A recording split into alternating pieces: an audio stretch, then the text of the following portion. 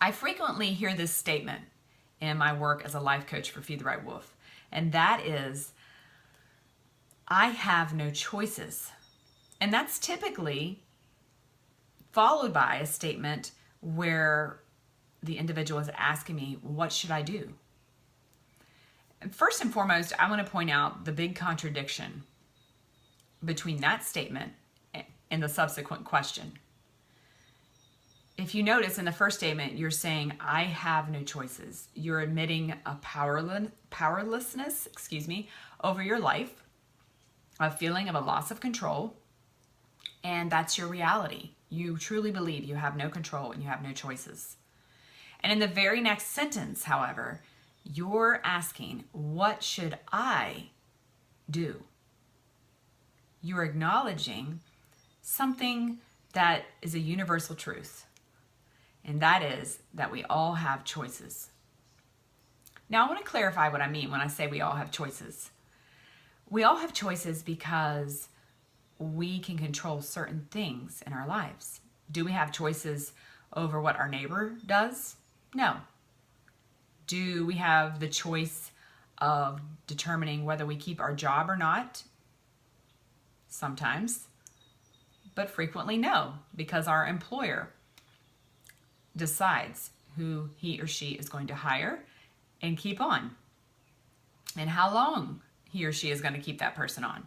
So I want to clarify what I feel we have control over, the universal truth that we have control over what we do with our thoughts that come and go in our mind all day, what we do with our feelings, which also come and go and are very variable, and what we do with our actions. We absolutely have control of that. Now, there's some exceptions to the rule. Obviously, people who are heavily drugged have given up their power of choice over their actions frequently. Or heavily drinking, but they made the choice to get there. So ultimately, they had the choice to get to the place where they had no inhibitions and were doing or saying things that they would have never done in a sober state. There's also people who obviously are born without the mental capacity to be able to make choices for themselves. So I want to acknowledge there's exceptions to the rule. But for most of us, we have absolute control over what we do with our thoughts, what we do with our emotions, and how we act. So there's a lot of power in that, and there's a lot of hope in that, and I want to get to the good part here in a minute. But first, I'm going to share with you why I'm talking about this. I'm talking about this because for 38 years of my life, I was a person who lived believing I had no choices. I thought I had no choices over my thoughts and what I did with them. So they ruled my life, and they were not positive thoughts. I thought that who I was and my emotions were the same thing. So I was yanked around by my emotions for 38 years of my life. And my life was very up and down, as you can imagine. I also thought in many cases that I could not control my actions. Not all of the time, but much of the time, I thought I could not control my actions. And I was wrong. And that lifestyle and that belief system led me to a place where I was really miserable all the time. I was jealous and envious of other women. I was always comparing myself to other people and feeling that I was one down from them and less than them. Or I would compare myself to other people and feel like I was better than them. I was always struggling on this constant hamster wheel. My mind was. I struggle with OCD, and you can imagine when you have that type of belief system and you have a mental illness or mental struggle like OCD, it's hard to overcome that when you're constantly believing that you can't. So, long story short, I was miserable. And that's why I'm talking about this.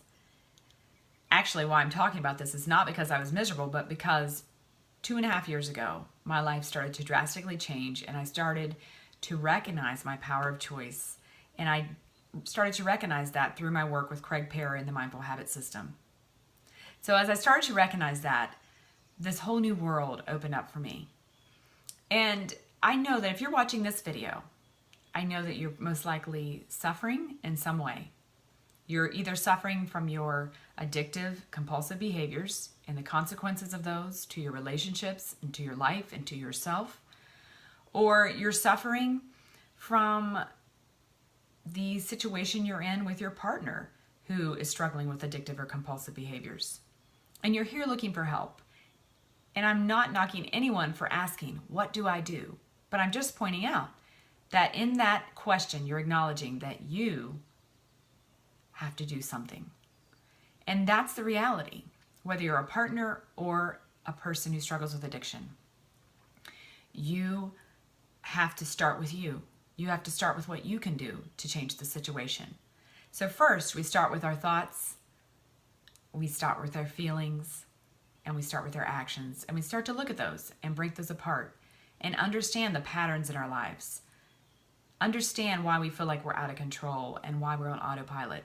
And that's what I love about the Mindful Habit System, because it teaches how to break out of that habit cycle, whether it be the cycle of addictive compulsive behaviors, or whether it be the cycle of worrying and stressing about a relationship and staying in it, yet never doing anything proactive to change your situation or to alter the relationship in any way.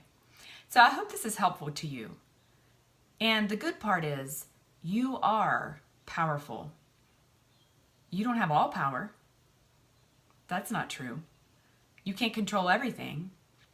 You can't control others. You don't have ultimate control over circumstances, but you can influence.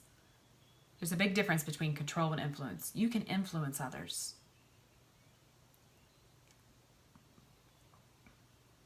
You have personal power.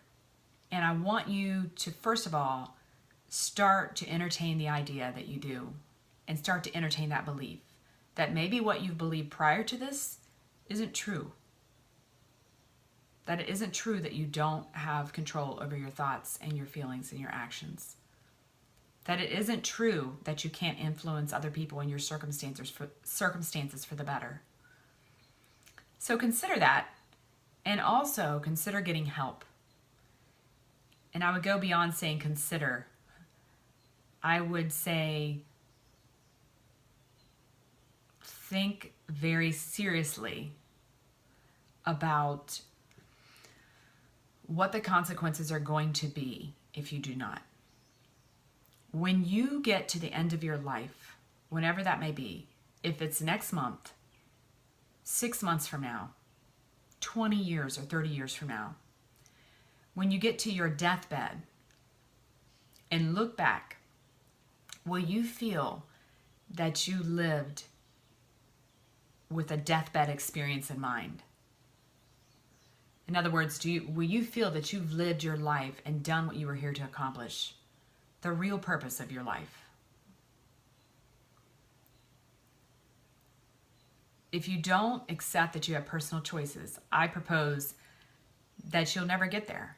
You'll never be able to look back at the end of your life if you have a moment to reflect upon your death, that I have choices, and I made those choices, and they were good choices for the most part, and I'm proud of the life I lived. I can't say I don't have any regrets, but I'm proud of the life I lived. So I want you to get in that place. And the good news is you can. So I just want to encourage you with that today, and I would love to hear your questions or read your comments below and respond to those. Thanks for listening.